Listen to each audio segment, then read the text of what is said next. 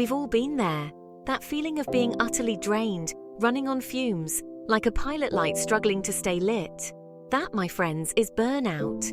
Burnout is a real and recognized syndrome, a response to prolonged or excessive stress that leaves us feeling emotionally exhausted, detached, and frankly useless. We live in a world obsessed with productivity, where being busy is worn as a badge of honor.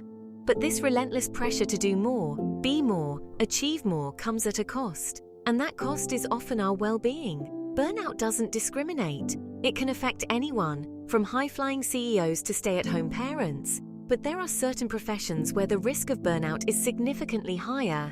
Think healthcare workers, teachers, social workers, the list goes on. In this video, we're going to delve deep into the world of burnout. We'll explore its causes, its symptoms, and its devastating impact on our lives.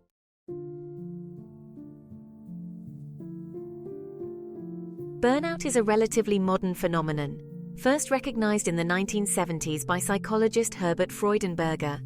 He described it as a state of mental and physical exhaustion caused by prolonged exposure to stressful working conditions.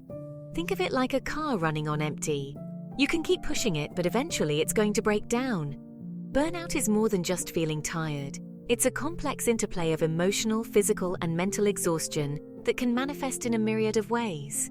The World Health Organization now recognizes burnout as an occupational phenomenon, defining it as a syndrome conceptualized as resulting from chronic workplace stress that has not been successfully managed. It's time we started taking burnout seriously and providing the support and resources needed to prevent it and address it effectively.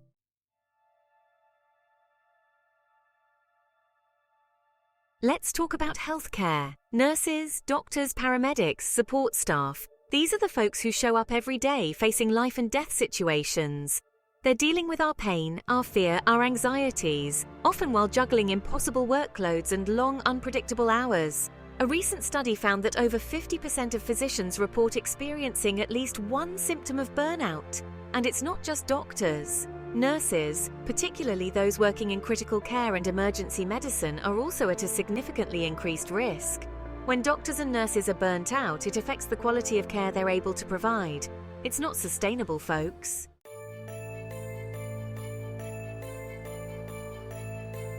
But it's not just the long hours or the emotional strain that contributes to burnout in healthcare. It's also the system itself. We've created a healthcare system that prioritizes profit over people, efficiency over empathy. Doctors and nurses are bogged down with paperwork, bureaucratic hurdles, and a constant pressure to see more patients in less time. They're stretched thin, running from one patient to the next, with little time to breathe, let alone provide the compassionate care they're so desperate to give. Healthcare professionals are exposed to suffering on a daily basis. When we're constantly exposed to trauma, it takes a toll.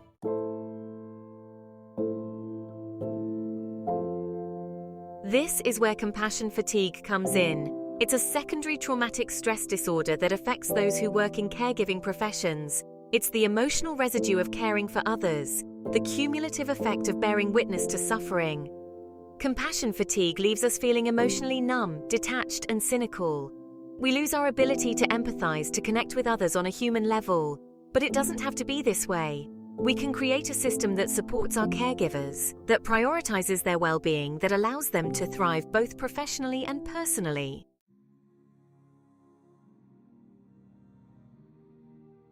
Let's shift gears now and talk about another profession facing a burnout crisis: education. Teachers, the unsung heroes of our society, shaping young minds, nurturing potential, and inspiring a love of learning. It's a calling, a vocation, but it's also a profession riddled with challenges and increasingly burnout. Teachers don't just teach, they wear a million hats. They're educators, counselors, mentors, disciplinarians, cheerleaders, and sometimes surrogate parents. A recent study by the National Education Association found that a staggering 55% of teachers are thinking about leaving the profession earlier than planned due to burnout. And can we blame them?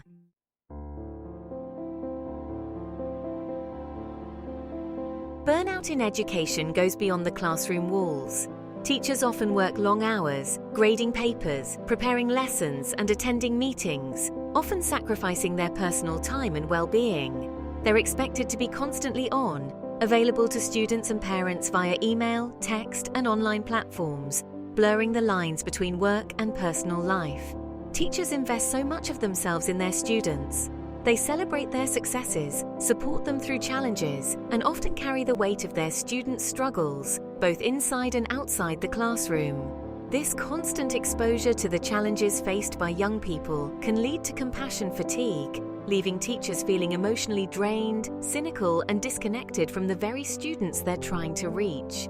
It's a recipe for burnout, and it's pushing talented and passionate educators out of the profession. The consequences are far-reaching.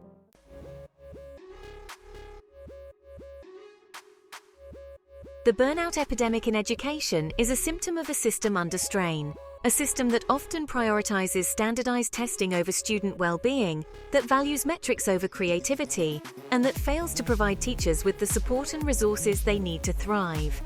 We ask so much of our educators, yet we often fail to provide them with the tools, resources, and respect they deserve. We expect them to be miracle workers, to overcome systemic inequalities and address complex social issues, all while working within a system that often feels designed to set them up for failure. It's time to rethink our approach to education. We need to create a system that values the well-being of both students and teachers, that fosters creativity and critical thinking, and that provides educators with the support, resources, and professional development opportunities they need to thrive. We need to address the root causes of teacher burnout.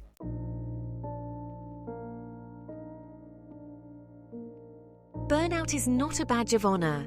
It's a sign that something is broken, that we're asking too much of ourselves and of those who dedicate their lives to caring for others. We can't keep running on empty, sacrificing our well-being for the sake of a system that often feels rigged against us. The price of passion should not be our health, our happiness, or our sanity. We deserve better, and so do our children, our patients, and all those who rely on the care and compassion of those in helping professions. In the next part, we'll explore the real-world impact of burnout and share stories from those who have experienced it firsthand. Because while burnout may be a common experience, it doesn't have to be our reality.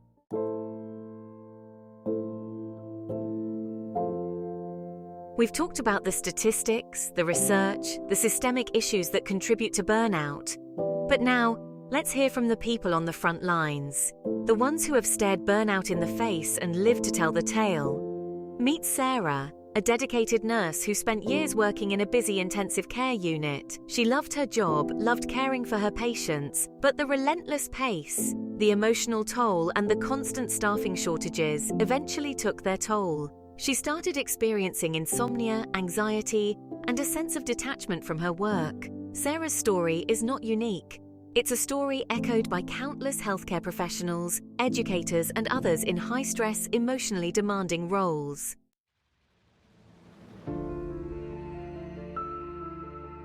Then there's David, a talented young doctor who entered the medical profession with a burning desire to make a difference. He thrived on the intellectual challenges of his work, the complexities of the human body, the satisfaction of helping his patients heal. But the long hours, the bureaucratic hurdles, and the increasing pressure to see more patients in less time began to wear him down. I felt like I was constantly on a treadmill, David explained.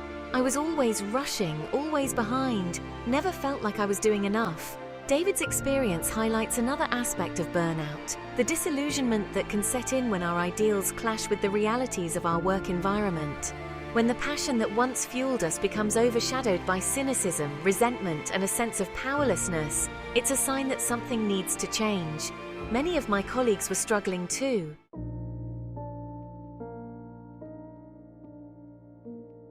And what about educators? Those who dedicate their lives to shaping young minds, nurturing potential, and inspiring a love of learning. They too are feeling the weight of burnout.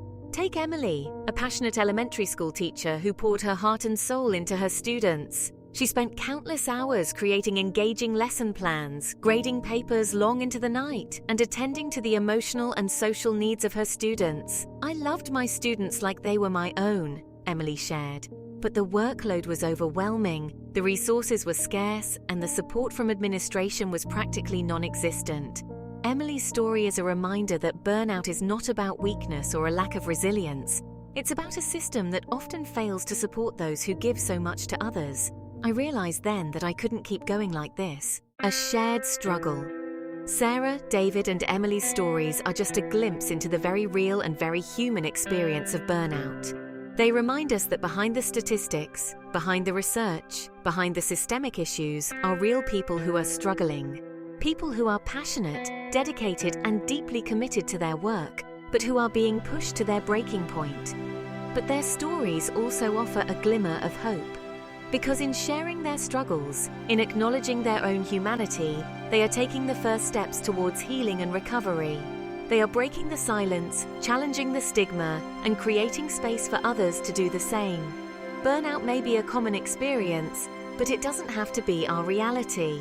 In the next part, we'll explore practical strategies and lifestyle changes that can help us prevent and overcome burnout, so we can reclaim our energy, our passion, and our joy. Because we deserve to thrive, not just survive. Right, let's talk solutions. Burnout isn't a life sentence. You can recover, rebuild, and reignite that inner spark. Self-care isn't selfish, it's essential. You can't pour from an empty cup. What fills your cup? What brings you joy? Make time for those things, even if it's just for 15 minutes a day. Movement releases endorphins, boosting your mood and reducing stress. And let's talk about sleep. Aim for 7 to 8 hours of quality sleep. Make your bedroom a sleep sanctuary. Now let's talk boundaries. Setting boundaries is crucial for protecting your time, your energy, and your sanity. This is especially important in professions where the lines between work and personal life can become blurred. Learn to say no, delegate tasks when possible, and set realistic expectations for yourself and others. Start by identifying your non-negotiables. What are the things you absolutely will not compromise on? Maybe it's having dinner with your family every night, or dedicating Sunday mornings to self-care. Once you know your non-negotiables, communicate them clearly and assertively to your colleagues, your family, and even your friends. Remember, setting boundaries isn't selfish, it's self-preservation. It's about creating a sustainable workload, protecting your mental and emotional health, and showing up as the best version of yourself, both at work and in your personal life. It's also important to set boundaries with technology. We live in a world of constant connectivity where emails, texts, and social media notifications can hijack our attention and steal our peace. Designate tech-free zones, turn off notifications outside of work hours, and give yourself permission to disconnect and recharge. Speaking of recharging, let's talk about the power of pause. In our go-go-go world, it's easy to get caught up in the hustle and forget to simply be. But taking regular breaks throughout the day is crucial for preventing burnout. Step away from your desk, go for a walk, do some deep breathing exercises, listen to calming music, or simply close your eyes and focus on your breath. Even a few minutes of mindful disconnection can make a world of difference in reducing stress and improving focus. And while you're at it, why not incorporate some mindfulness into your daily routine?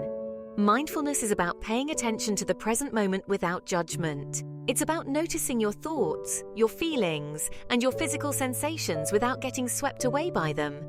You can practice mindfulness while you're eating, walking, showering, or even brushing your teeth. The key is to bring your full attention to the task at hand, noticing the sights, sounds, smells, and sensations without judgment. Mindfulness helps us to slow down, to reconnect with ourselves, and to find moments of peace and stillness amidst the chaos of daily life. Burnout thrives in isolation. Connection is key to resilience. Surround yourself with people who lift you up. Talk to your friends, family, or seek out a therapist. Sharing experiences helps you feel less alone. Remember, you are not alone. You deserve to thrive, not just survive. We've covered a lot of ground in this journey through burnout. Burnout is a marathon, not a sprint. It's about making sustainable changes, not quick fixes. Think of it like tending a garden. You can't just water it once and expect it to thrive. The same goes for your well-being. It requires ongoing attention and care. And remember, it's okay to ask for help. Burnout may dim your flame, but it doesn't have to extinguish it. Reignite your spark and rediscover your passion. Remember what brought you joy as a child. Reconnect with those passions. Embrace the power of saying no. Prioritize your well-being. Be kind to yourself. Now go out there and burn bright. Don't forget to like, share, and subscribe to the Life Reset channel for wholesome contents like this. Bye! See you in my next video!